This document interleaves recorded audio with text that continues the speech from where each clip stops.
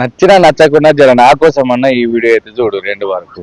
ఇక నచ్చితే కనుక అసొంటోళ్ళకు జర ట్యాగ్ చేయండి, షేర్ చేయండి.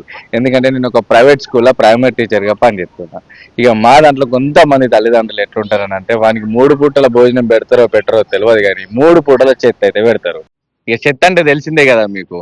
చిప్స్, కుర్కురే ప్యాకెట్లు, మిక్చర్ ప్యాకెట్లు, చాక్లెట్లు, మన్ను, దుబ్బ, దుషాడం ఇవన్నీ కూడా ప్లాస్టిక్ కవర్లలో వేసి ఆయన కడుపులకు పంపుతారు. ఓకేనా? ఇక చూడలేక అమ్మ ఇవన్నీ మంచి కదా అంటే అవి తింటేనే మావాడు వస్తాడు, అవి కొనిచ్చి బ్యాగులో పెడితేనే వాడు స్కూల్కి వస్తాడు, లేదంటే రాడు సార్ నీకేం తెలుసు అని ఇంకా ఉల్టా మనల్ని అంటారు. ఇక సరే పోంతి అని ఇక మనం వదిలిపెడతాం కదా.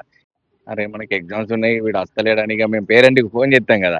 అప్పుడు ఆ తల్లిదండ్రులు మేము సర్వీసింగ్ సెంటర్లో ఉన్నామంటారు. ఇక గదే దావకాన్లా ఇక అడ్డమైన చెత్త తిన్న తర్వాత దాకంలో ఉన్న పోతే ఎవడు ఉంటారు.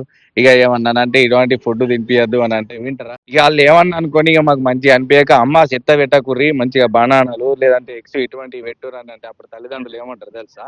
మేము అర్థంగా లేము అంత కాస్ట్ పెట్టి మేము వినిపిస్తామా అని అంటారు. నాకు అర్థం కాదు కానీ 3 పూటల చిప్స్ పెడతారు. సరే ఈ స్కూల్ అయిపోయిన తర్వాత ఏమో సాధించినట్టు మంచిగా పానీపూరి సెంటర్కి తీసుకుపోయి ఓవరాల్గా 50 రూపాయలు అయితే ఖర్చు చేస్తారు.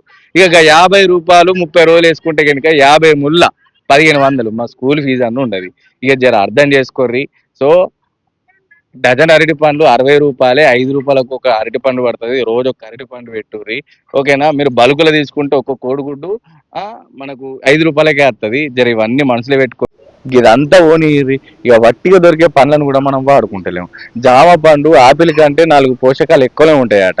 బొప్పాయి పండు మురిగిపోగా చూద్దాం కానీ వీటిని తెంపి అయితే పిల్లలకి పెట్టాము. ఇక మన చేన్లలో వట్టిగా దొరకటి మన పల్లెటూర్లలో కందులు, అనపకాయ, మొక్కజొన్న ఇవి జర ఉడకబెట్టి పిల్లలకు పంపిస్తే కనుక మంచి ఆరోగ్యాన్ని ఇచ్చినట్లు అవుతాం. ఇక జర దయచేసి దండం పెడుతున్నా, ఇక నా మీద కోపం పెట్టుకోకుర్రి. ఎందుకని అంటే గిట్ట ఆస్తి పోతే సంపాదించుకోవచ్చు కానీ ఆరోగ్యం పోతే సంపాదించుకోరాదు.